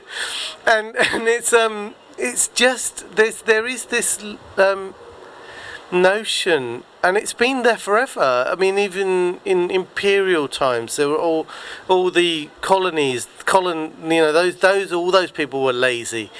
They didn't work hard. The northerners, they didn't work hard, except the fact that they're working like 12 hours a day, 15 hours a day, dying, literally dying, while they're working. But the bosses always thought, they're not working hard enough because I'm not making enough money. But I think it's a myth. Andrew wanted to say sorry, Andrew. Michael. No, I don't Sorry, think. Adrian. I don't think British people are particularly lazy, but I think there is a thing in Britain about, and actually I believe it comes from the Norman invasion in 1066, that there is a kind of strong class division where people have got a kind of disdain for the people in charge or the upper classes, and it comes from the fact that in that time the Norman invaders became the bosses, and there was never a sort of cultural connection between them and the Anglo-Saxons, and that has persisted, this class difference and this sense that we're us working class Anglo, not that I am an Anglo-Saxon, but this idea that Anglo-Saxons are better actually than the Normans, that just the Normans happen to be in charge. So it's that sense of like, we hate the people in charge, they're idiots. That's a very British thing. Andrew, follow that. So, well, I just want to go back to the idea of laziness. Perhaps we shouldn't be. I think like every time when we talk about laziness, it's looking in a very kind of comes to like productivity, comes to work. But like to compare, let's say, from Hong Kong, I think like instead of thinking lazy, I think like there's more effort distributed on doing other things. So I think today we're sitting around here talking. I think some people will feel lazy not to do that. I feel like this is quite, not saying there's a lot of effort, but I think like there's like, a sense of like, I would like to come out here to do something, to talk to people. That itself is, you're putting effort to do it. You're not being lazy. But it's also like, you get to know people. That's something that, you need to go out and do it. You can't just, sit around on the couch and do that. So I don't think people are lazy. I think it's just that it's being distributed into, the cliche of like work-life balance. Like you work hard, you play hard in that sense. But yeah, that's how I see it. I have to say I've never played hard in my life, but I think it's sort of intellectual pursuits are perceived as lazy. If you're learning something, so sitting here, we're all learning from each other. Sorry? No, Tanya's probably not learning. She's far too intellectual for us. But generally speaking, we all learn from each other's experiences and what each other think, and that can be perceived as a bit of a lazy thing to do, because you're not going out there breaking rocks. You're not doing something. So, Tanya, do I detect a German accent from you or something? Are you Germain? There's a certain percentage that doesn't really need to work because they've got so much money anyway, and they are never really perceived as lazy. If you've got billionaires that are jetting over the world and having their yacht and having their jets and having their parties to go to, never really do anything really productive, they're not perceived as lazy. But then other people that, I don't know, maybe mothers that only work half-time because they need to somehow also look after their kids, they don't work hard enough because they could work 8 hours instead of 4, or not at all. So I think it's just like with this whole thing with lazy and it's a bit, I think lazy is just like more attributed to people that have less money. That's just like... So Marx talks about the lumpen proletariat, the other side of the coin to what you're talking about. Are there people just living off the state? Yes, I know someone in Belgium. They're full on benefits. They could be working, but they don't work, and they're great. And and they're really great people. Exactly right. They are really great, but whenever they try to strike up a conversation with a girl at a party, they're like, "Oh yeah, what do you do? What's your job? I don't work. Bye." You know, I think we're so judgmental based on how people work, where they work, what goods they have and stuff. So I think that having a job or working hard is a status thing more than anything. It may not bring you happiness. People just pretend that they're happy in the jobs. When they're not, they pretend they are. They make themselves believe that they are. But very, very few people do what they truly want to do. Their whole family lives off our money. Why not benefit people? You know, why not give them kudos? Like they're probably more patriotic than anyone else. So, as that great philosopher once said, you need to have a job if you want to be with me. So, over to Mark.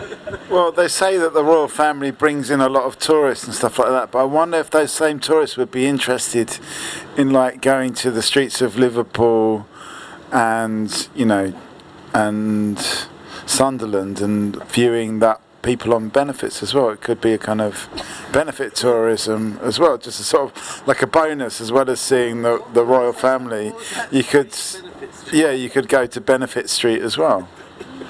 Maybe that would be So what about the scenario of the guy that's living on the beach, not producing anything, just getting enough to survive and having a wonderful life? Is that guy lazy?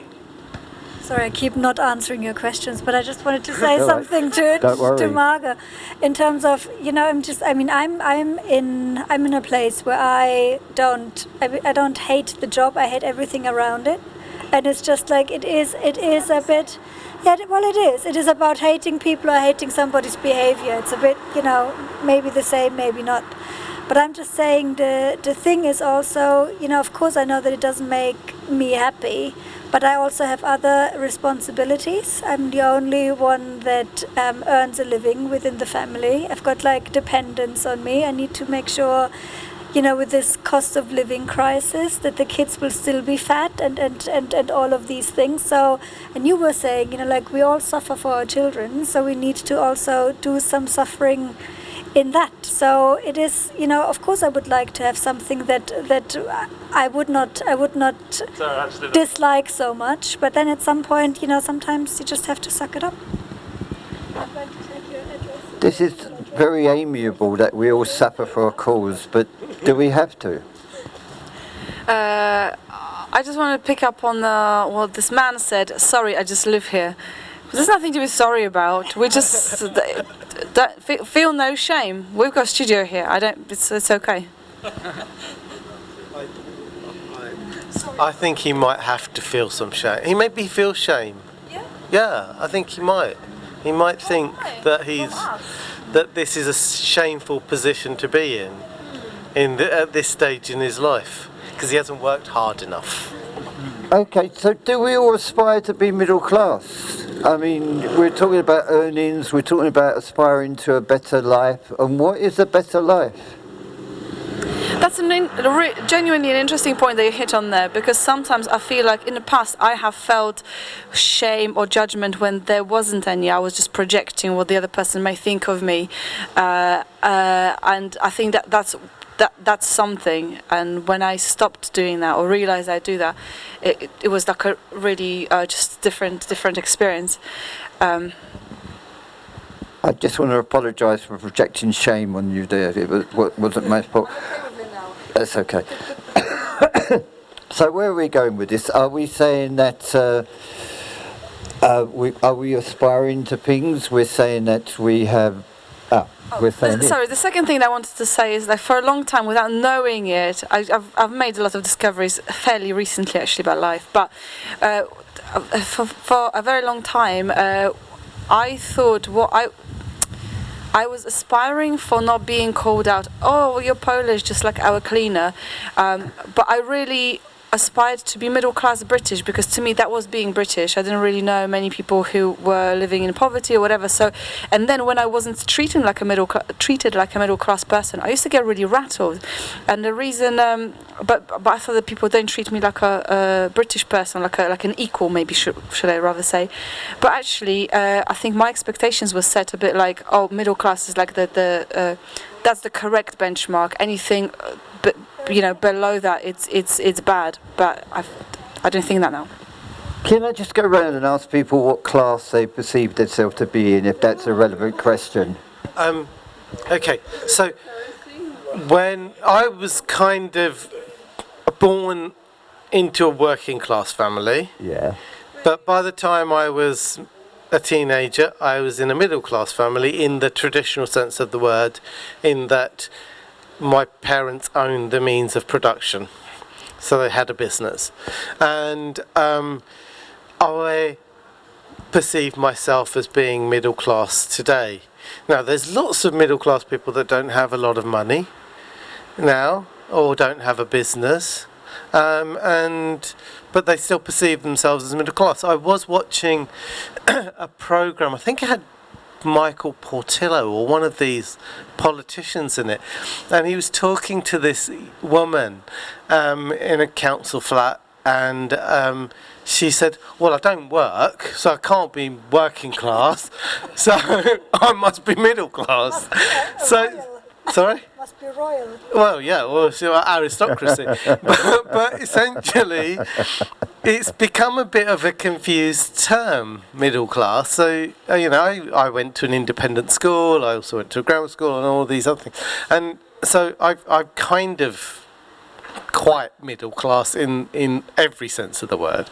But it has changed the perception of what is middle class.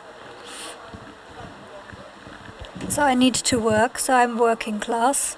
So it was just quite interesting. I was just like listening to a German podcast about the whole Queen bit, and they were talking about how terribly casty the British system is, because it's basically only what's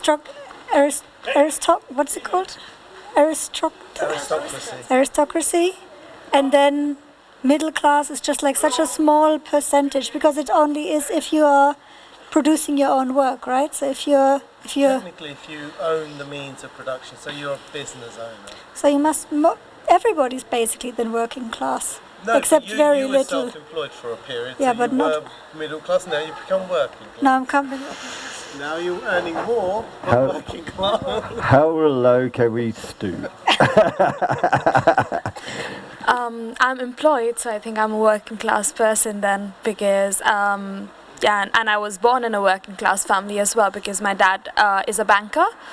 But in today's world, you would be classed as middle class. Yes, we would. Can we just at the one? Yeah, I mean, back home, if somebody were to class my family, they would say upper middle class, because I don't even know what that means, but that's the term they would use, because obviously the schools my sister and I went to, the income that my dad had, obviously he was just the only person that was earning in the family at that time, so he's doing very well for himself, but now I've started working as well for the past 1 year, but I tried to separate myself from what he's done in his life, because I don't think anything he's done I don't have any ownership on that. So in that sense, I would say I am working class. Yeah.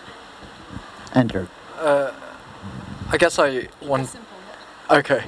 I think I'll be considered as upper middle, considering that I think I'll no. I think our family is kind of well off that I can actually come over to UK to study. I guess like to be able to come over here, it's quite in a way a privilege. In a way, it's very expensive to just live over here. I guess I'm going to give it a shot, but I think the definition about the class system, I think previously when we have working class, kind of like more separation of what is the middle class or upper. Is it a different definition nowadays, considering that the nature of work is slightly changing? That I think like the kind of more industrial kind of work is there are fewer kind of those type of jobs, and now it's moving to a more kind of, I guess, surface-based kind of like industry. So is that kind of definition changing? I just throw it up there. Good questions, Margot. I am poor intelligentsia with middle class lifestyle occasionally. Can you be more precise? Very occasionally. I guess I would say middle class, but I think there's like a spectrum throughout my family, so that's different. In that means that I'm not solely immersed in one class, and also now that I'm working for myself, it's also slightly different from as you were saying as well. It's kind of irrelevant. I'm just whatever I am. I guess I'm working class as well. I don't know. That's so interesting. I'd like to say that as an ex-university student myself, the pressure that's put on overseas students to perform is absolutely incredible, and on top of the pressure of actually learning in the first place. So I bow to your, what you're saying there. That's an interesting point all its own. So let's talk about aspirations. Like, he's classless. Class. I don't. Yeah, no class. Yeah, underclass, definitely. I don't accept that for a moment. So where are we going to go from here? Margot's going to take it. No, but I think it's an interesting question of is it okay to redefine the categories? Because I think I think conversation of class, like many other categories, people have got some kind of presupposition about what middle class is, but I think maybe it changes. I think, if you work for yourself, I would say that makes you precarious unless you've got loads of savings. So that's a whole different thing altogether. You can be a precarious worker, just like a worker in Amazon. In one way you are liberated because maybe you're doing something. The jungle, obviously. I mean. No, I mean the company, obviously, but and I think we are being, but happiness is a separate issue to all of these things, and I think it's conditioned by our class or how the society arranges us or how we arrange ourselves in classes, but really the question is about happiness and what do you put into the community more than what class you are. Altruism gone wild there, I think. So, what is middle class? How do you become? Please tell me, how do you become a member of the upper strata? You're doing well by sitting in the middle of this table. It's a good start. Definitely middle class. I think, in the traditional sense of the word, very few people are middle class because they're employed. Why is it middle class? Because traditionally dialogue, please. Traditionally, middle class is somebody who runs a business, owns the means of production. The aristocracy are above that. They're in a different class altogether. But there's this. I don't know if people remember. There's an old. Is it Two Ronnies or TW3 thing? I know my place. Yeah, and they had a sketch where they had somebody who was upper class, somebody who was middle class, and somebody who was working class or lower class. I look down on him because he's middle class. Yes, so the upper class, I look down on him because he's middle class. And the middle class says, I look up at him because he's upper class, and I look down on him because he's working class. And then the working class says, I know my place. It's just but there still exists that I know my place bit of working class, and where you just follow the rules. You know that you can't complain or and you just go along with it. It's a bit like this whole royal stuff that's been happening. People have just gone along with it, and it's all, and it's odd. It's really strange that I don't think there are that many people that are actually that bothered about the royal family, but they kind of have fallen into this, like almost there's this missing out, this FOMO thing. Oh, I better get in that queue because you never know what's going to happen if I don't get in it. It's weird. It's very strange. Andrew. Like, when it comes to royalty situation, do you think people really believe that there's I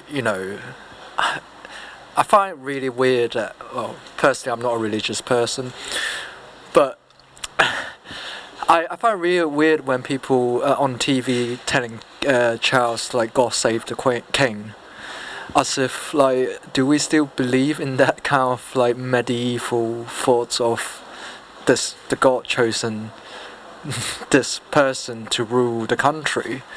I find as when people say God save the Queen, when the Queen's here, it sounds much more like kind of just a saying.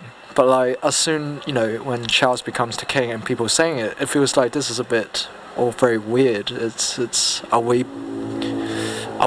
going backwards, or I don't know.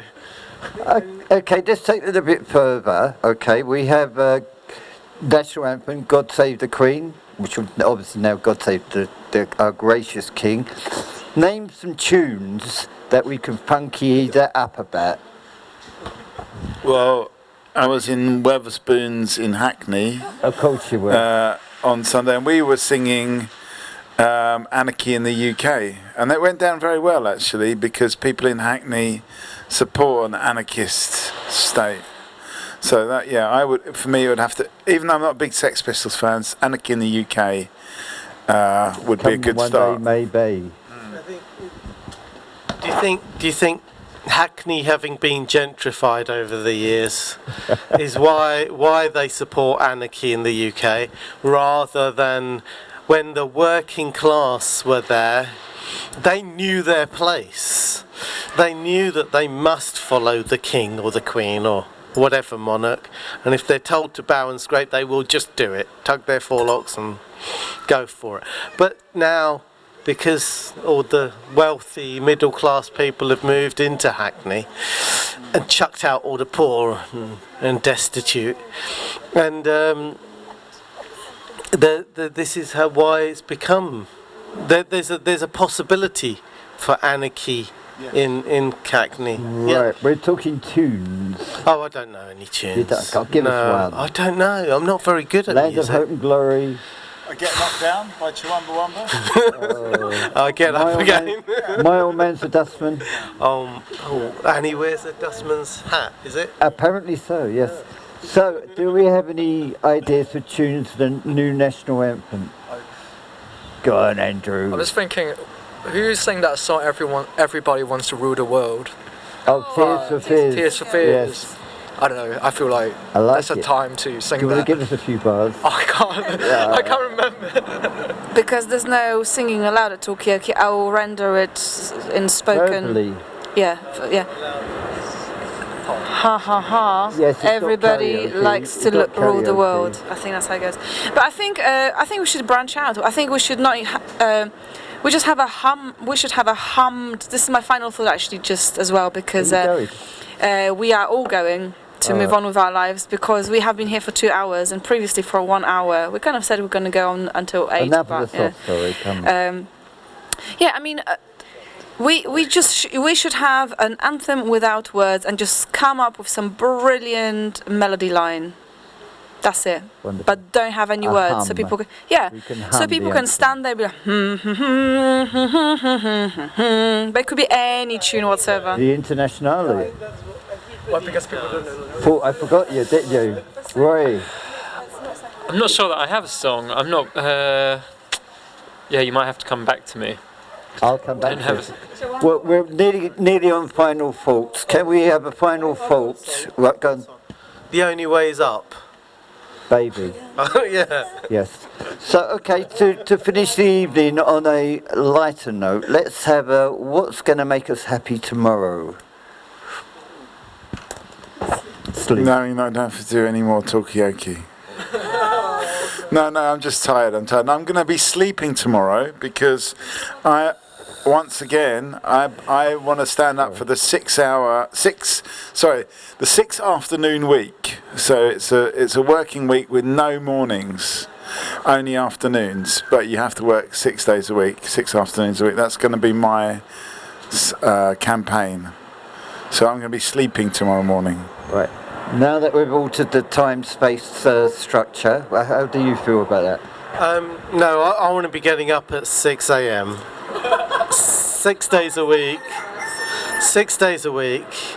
On the 7th, you can get up at 8. We were talking happiness. Yeah, no, that makes me happy getting up early. Good. Tanya doesn't like me getting up that early, so I have to set my alarm for 7 tomorrow. But I will be up at 6. My idea for happiness tomorrow is phoning Mikey at 6 a.m. in the morning.